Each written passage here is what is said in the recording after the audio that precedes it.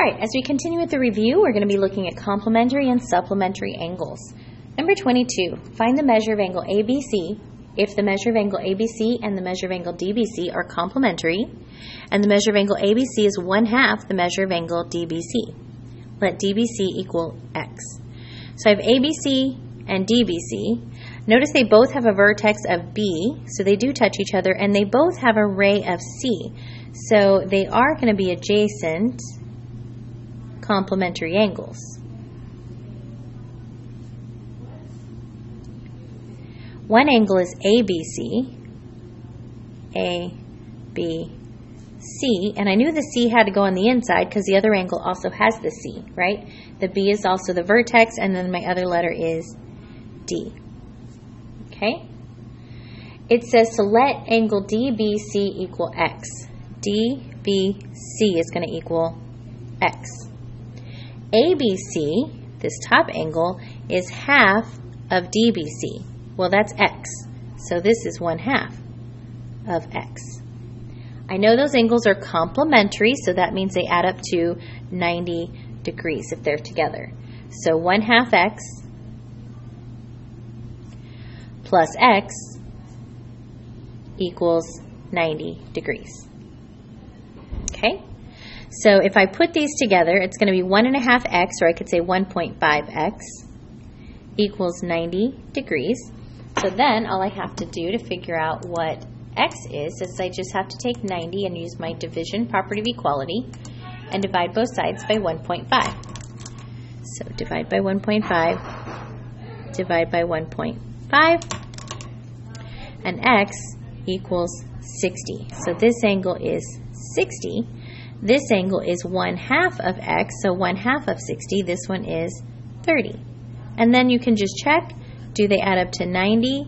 Yes, they do. So I did my math correctly. Okay, let's look at number 23. Number 23, find the measure of angle XYZ if the measure of angle XYZ and the measure of angle ZYW are complementary, and the measure of angle XYZ is 8 times the measure of angle ZYW. Let the measure of angle ZYW equal x. So again, we are complementary, so I do know that together they would make a 90-degree angle. I don't know how big either one of them is. Okay. One of them is called XYZ, so Y is the vertex. And notice they both have a Z, so Z has to be on the shared side. XYZ and ZYW. They're complementary. XYZ is 8 times ZYW. ZYW is x. So ZYW is x. And the other angle is 8 times that. So 8 times x. So my two angles, 8x plus x, together makes 90, which means combine like terms. 9x equals 90. Divide both sides by 9. And 1x equals 10.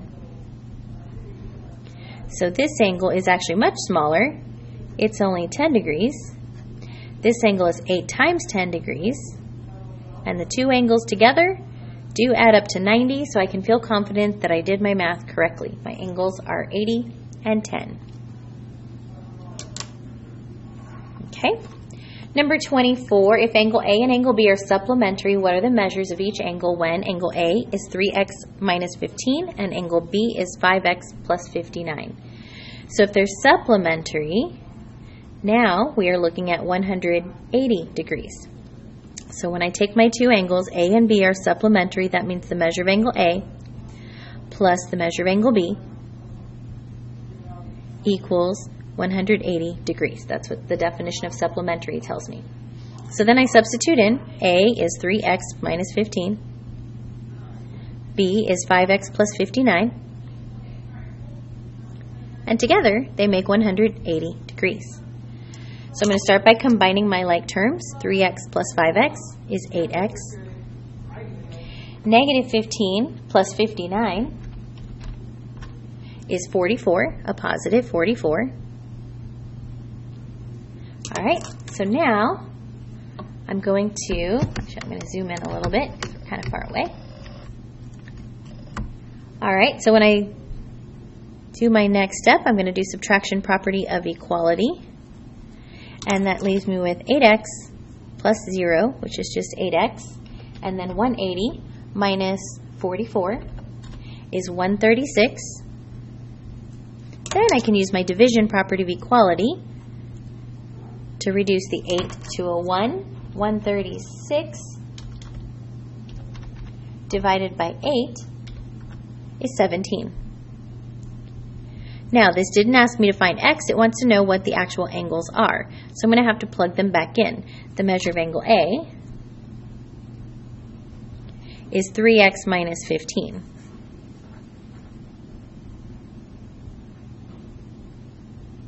So that is 3 times 17 is 51 minus 15 is 36. Now I could just subtract that from 180 because I know together they have to make 180. But if I got this wrong x, then if I just take this away from 180, I'm going to get 3 wrong answers instead of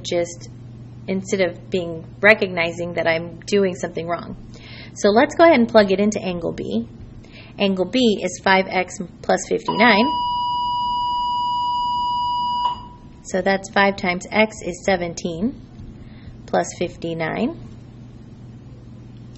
So 5 times 17 is 85 plus 59 is 144. And then I can check, does my 36 plus my 144 make 180? And yes, it does. So I can feel confident that I did my answer correctly. Okay. For 25 and 26, those are going to be mostly geared towards pre-AP. So if you're in an on-level class, you're not in a pre-AP class, you don't need to watch the next video. But if you're in a pre-AP class, I definitely highly recommend that you try number 25 and number 26 and watch the next video. Okay, thank you so much for watching.